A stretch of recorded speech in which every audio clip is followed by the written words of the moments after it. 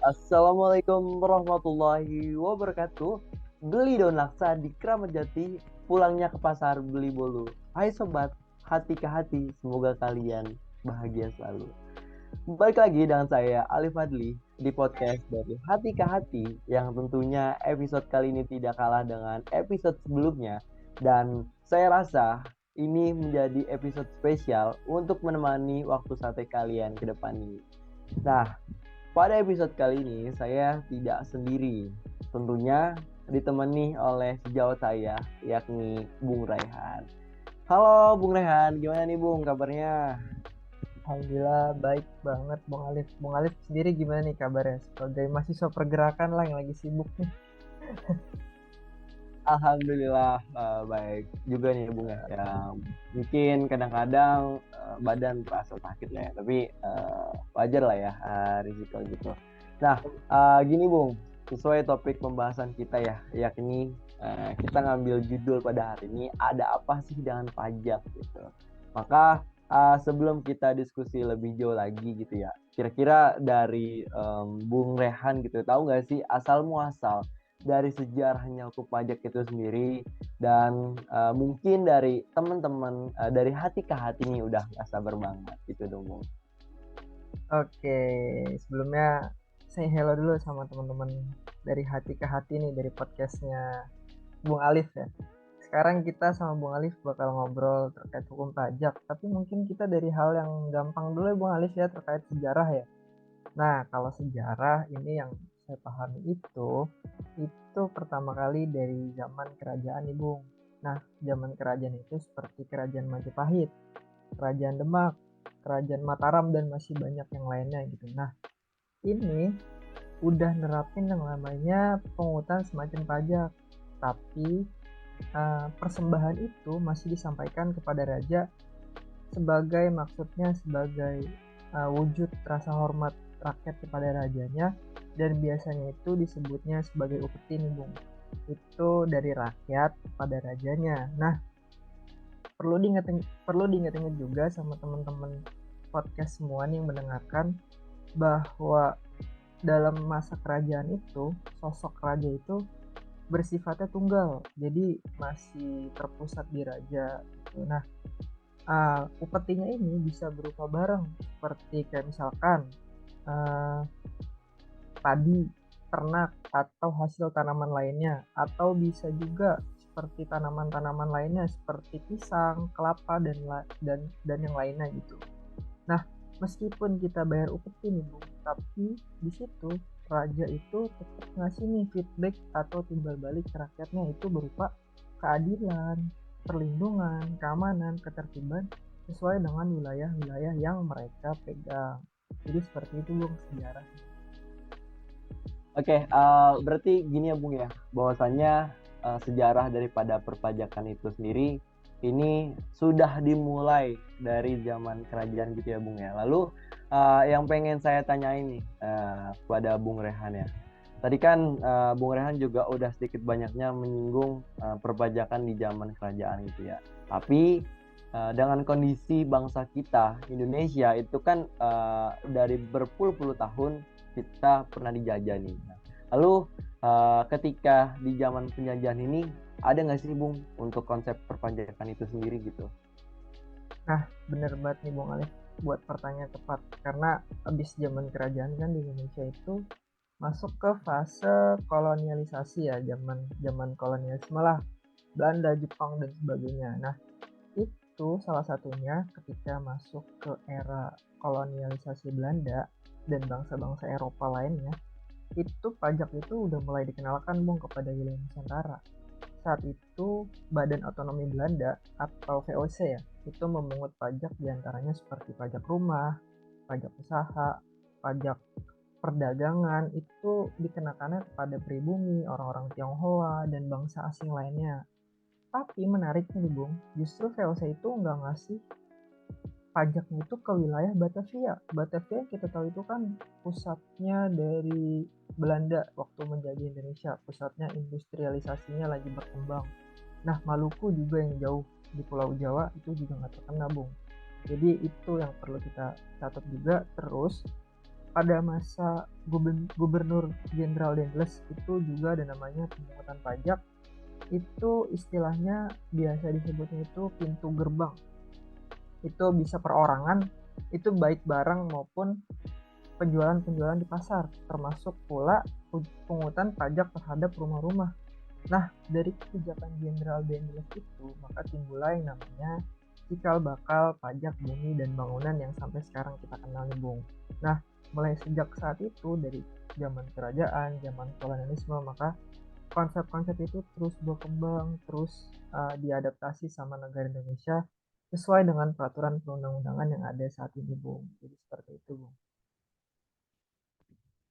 Oke, berarti dari zaman kolonialisasi ya. Berarti ini udah dimulai daripada bangsa Belanda dan juga bangsa-bangsa Eropa lainnya, Bung ya.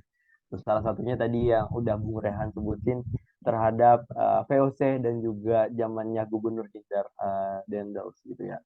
Nah, mungkin ini menjadi diskusi hangat yang mungkin ya lebih menarik di beberapa menit ke depan ya, Bung ya. Tapi yang perlu digaris bawah ini, Bung, gitu ya. Kalau kita membahas sejarah, ya kan, kayaknya masih ada yang kurang gitu. Kenapa? Karena saya pernah mengingat gitu pernyataan dari apa yang sudah disampaikan oleh sebuah guru besar hukum pajak Universitas Amsterdam gitu, yaitu Profesor Dr. Andriani gitu. Nah, secara singkatnya gini, Bung. Beliau pernah mengatakan bahwa pajak itu adalah sebuah iuran kepada negara yang dapat dipaksakan gitu.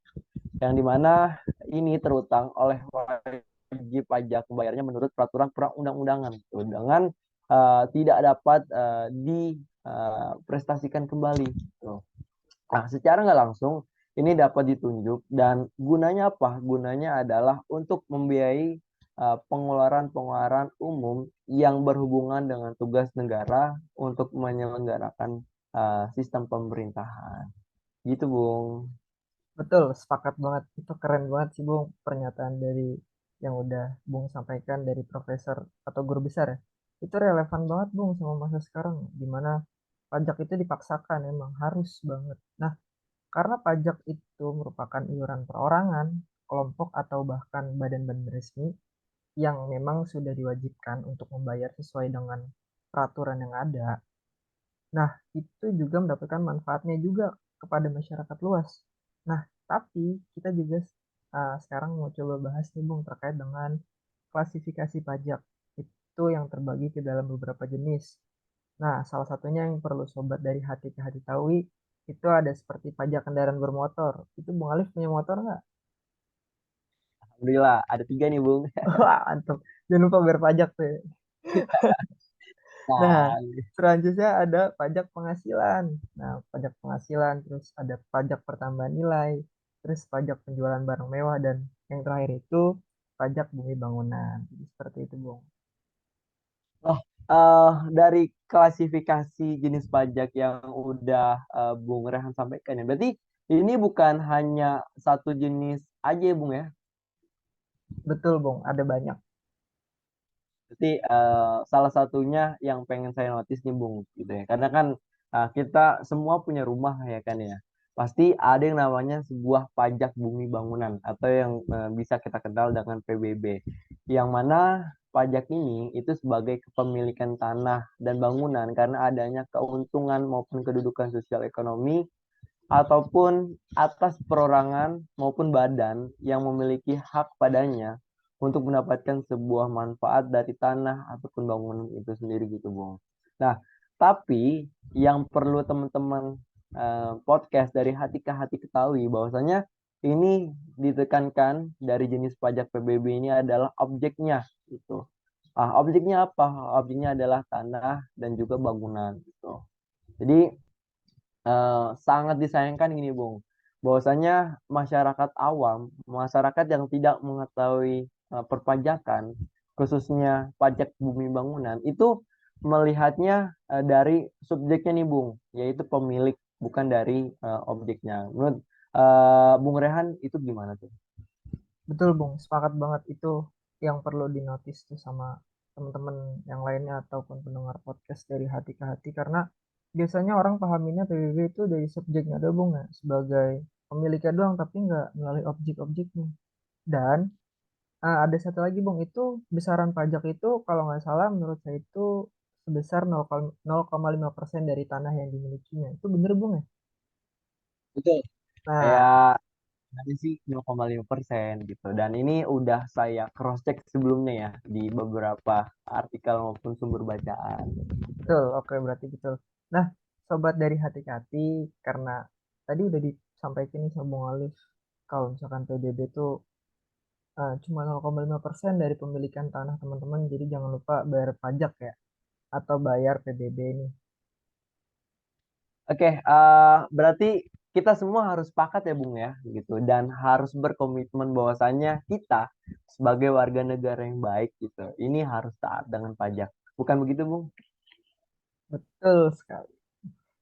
Karena ada pernyataan nih Bung, lebih cepat lebih baik gitu. Jangan sampai telat pokoknya. Karena kalau misalnya sampai telat ada sanksi gitu. Nah, tapi ngomong-ngomong nih Bung ya, saya pengen tahu gitu bahwasanya dalam perpajakan gitu. Ini kan diatur secara yuridis gitu, diatur sesuai dengan konstitusi dengan berbagai macam pasal-pasal. Nah, yang pengen saya tanyakan kepada Bung Rehan, kira-kira dari Bung Rehan tahu nggak sih gitu pajak ini diatur dalam pasal berapa dan undang-undangnya itu seperti apa, Bung?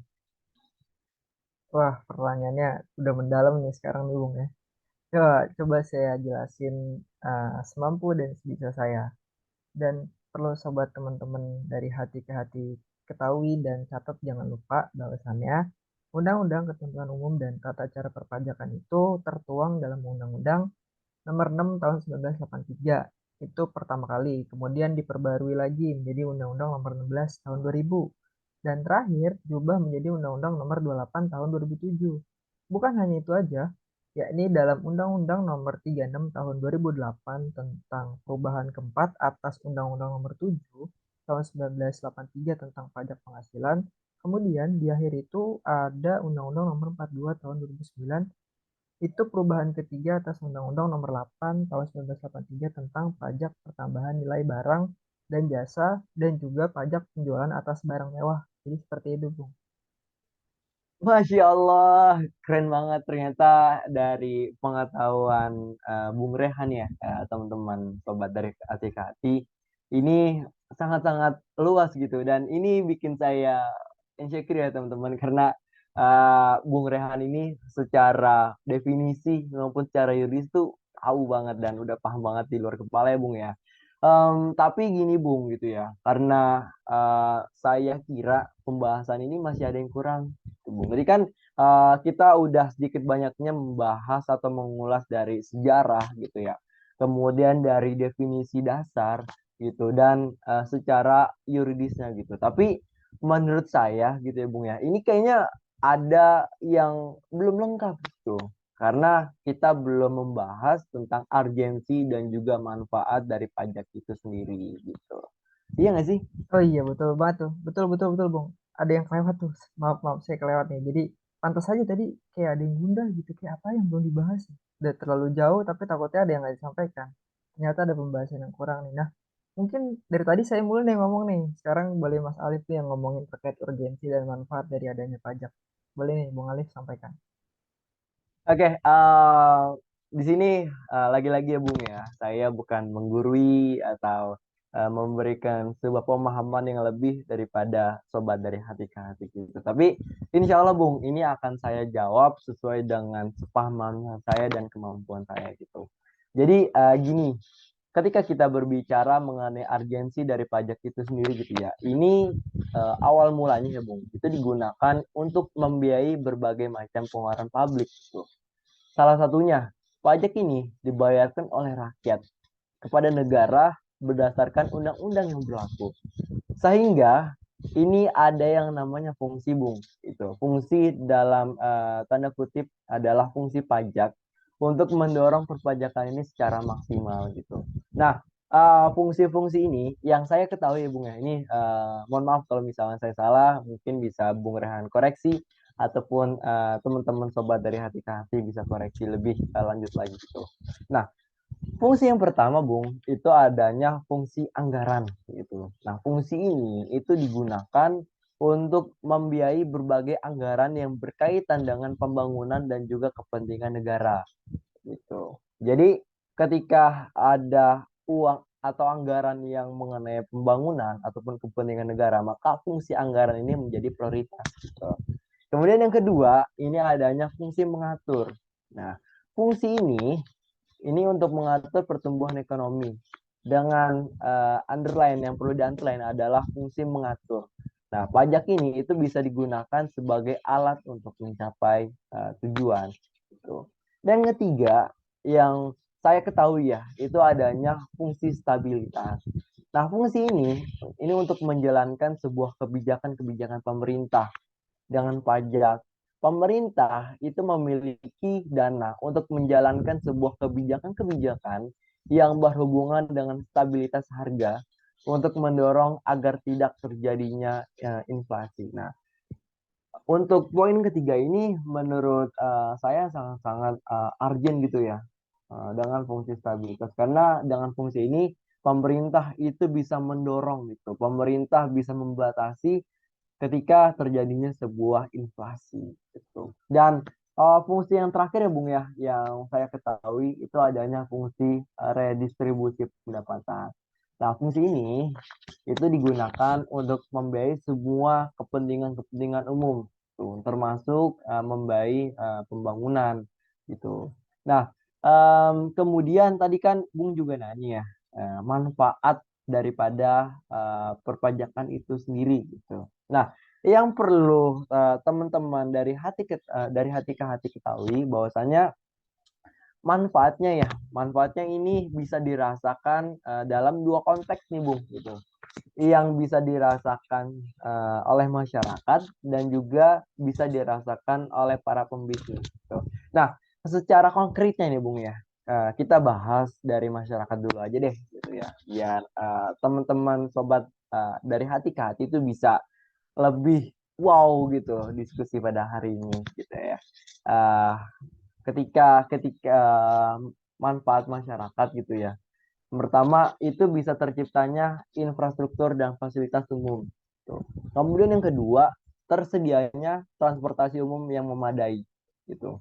Kemudian yang ketiga dengan adanya pajak itu bisa dialokasikan pada fasilitas kesehatan dan yang pastinya nih Bung, itu dapat membangun sebuah keamanan dan juga ketertiban di negara itu sendiri gitu.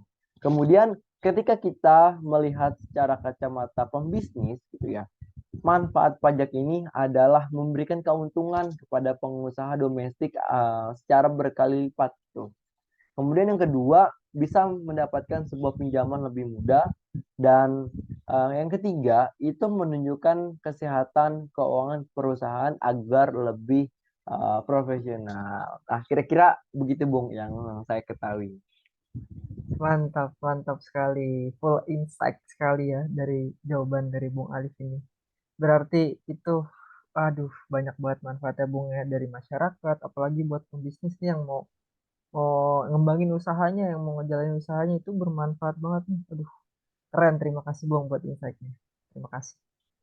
Siap, alhamdulillah ya Bung ya. Ini saya kepantik gara-gara Bung Rehan nih. Tadi udah sedikit banyaknya tuh bikin saya apa ya insecure gitu Bu karena pengetahuan dari Bung Rehan itu sendiri gitu ya. Tapi menurut saya apa ya bisa dibilang episode kali ini benar-benar seru ya Bung ya.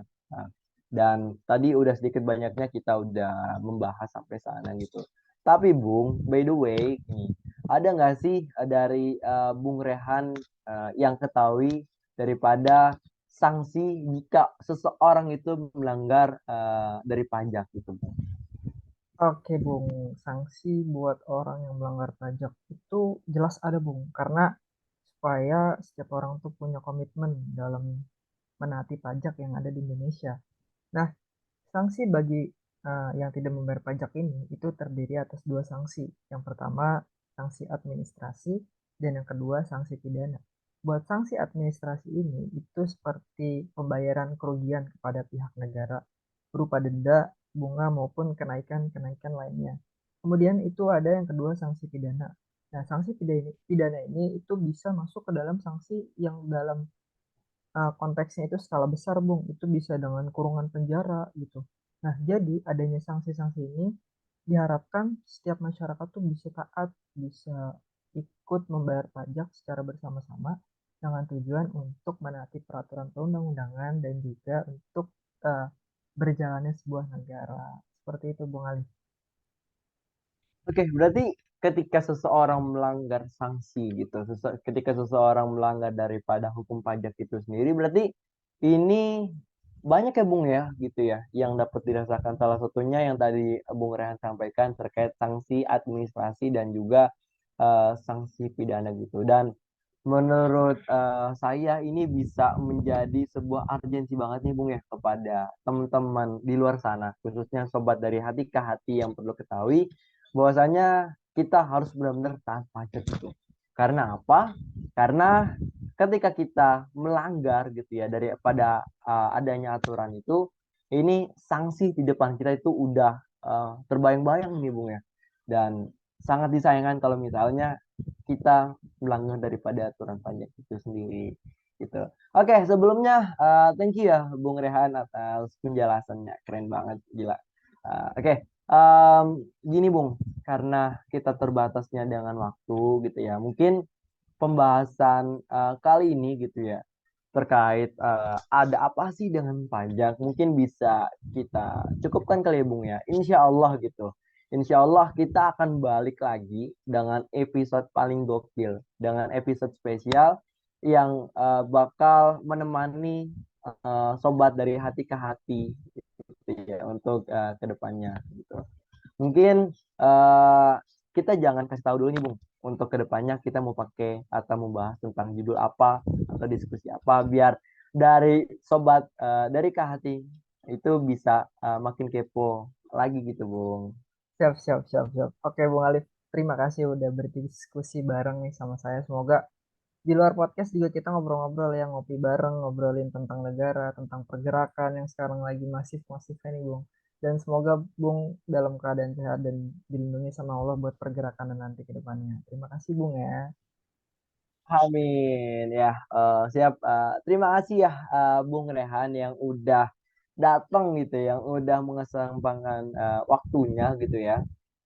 Yang dimana saya lihat nih dari Bung Rehan ya teman-teman ya, ini benar-benar sibuk banget gitu dari kerjaannya, yang dimana saya sebetulnya udah menghubungi Bung Rehan ini dari beberapa hari yang lalu gitu, tapi dari Bung Rehan emang belum ada responnya. Dan senang banget gitu ya bahwasanya pada hari ini gitu ya saya diberi kesempatan untuk diskusi sedikit banyaknya dari Bung Rehan itu sendiri gitu ya.